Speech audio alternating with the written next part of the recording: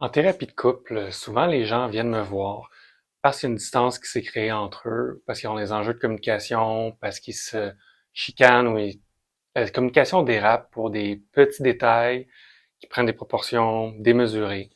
Ils n'arrivent pas à se comprendre, ils n'arrivent pas à se considérer ou à se sentir considérés par l'autre. Ce que j'essaie de faire dans les premières rencontres, c'est de voir la dynamique qu'il y a entre les deux. Par exemple, plus une personne crie, plus l'autre se replie, ou s'efface, ou prend ses distances, et plus la personne B se replie, plus la personne A crie parce qu'elle veut avoir l'attention. Ça, c'est une dynamique qu'on peut voir. Il y en a d'autres des dynamiques. Par exemple, cette dynamique-là, un coup qu'on la voit, on sait que la personne A a intérêt à moins crier, la personne B à moins se replier. Maintenant, on peut voir qu'est-ce qu'il y a en dessous, les insécurités qu'il y a en dessous. La personne qui crie a peur peut-être de ne pas avoir l'attention, de ne pas avoir la connexion avec l'autre, peur de ne pas être importante pour l'autre, par exemple, et ça l'amène à crier. Mais au fond, c'est une insécurité, c'est une peur.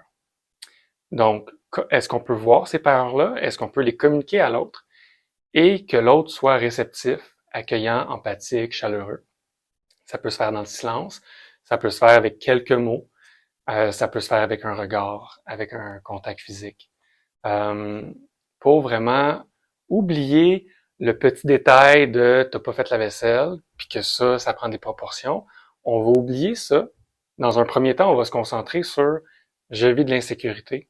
Je peux-tu t'en parler? Tu peux-tu être présent pour moi?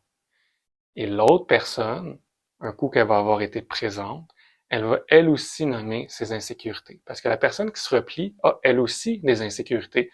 Elle aime pas ça se faire crier après. Donc, on va voir, elle, c'est quoi ses peurs, c'est quoi, puis je nomme les peurs, mais ça peut être une solitude, un vide intérieur, un besoin de connexion, etc. Mais de nommer les émotions et les besoins, de vraiment se donner une place tous les deux là-dedans. Puis s'il y a une personne qui dit ah moi j'ai pas trop d'émotions ou peu importe, tu sais la personne qui va moins s'ouvrir, qui va être moins dans l'émotif, dans l'émotionnel, ben on va quand même l'amener à le faire euh, parce que peut-être qu'elle a appris dans sa vie que s'ouvrir sur ses émotions, ça faisait mal. Ça allait être souffrant. La réaction de la personne allait pas être la bonne. Donc là, c'est de voir, OK, on peut-tu le faire? Là, on est dans le présent. On est deux personnes qui ont envie d'être ensemble, qui ont envie d'être à l'écoute. Donc, on peut-tu rétablir une connexion, un lien d'attachement fort avec une sécurité, même quand on se vulnérabilise avec nos émotions les plus sensibles et avec nos besoins d'affection, de sécurité, de connexion, de considération. Donc, c'est vraiment ça dans les premières rencontres, c'est de voir c'est quoi la dynamique générale. Est-ce que tous les deux peuvent prendre responsabilité de OK, je m'engage à faire ça différemment, à te verbaliser comment je me sens quand je suis déclenché dans mes défensives, là, que je me retire dans mes défensives ou que je crie dans mes défensives? On peut-tu revenir ensemble? On peut-tu prendre un autre chemin?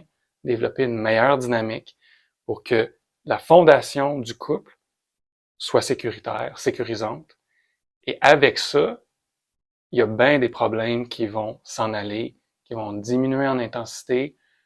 Vous allez recommencer à faire une équipe, à accepter vos différences, votre complémentarité, les forces de chacun, et vous allez savoir que l'autre est là pour vous, avec vous. Et c'est ça qu'on veut, puis c'est possible. Je vous dis à bientôt.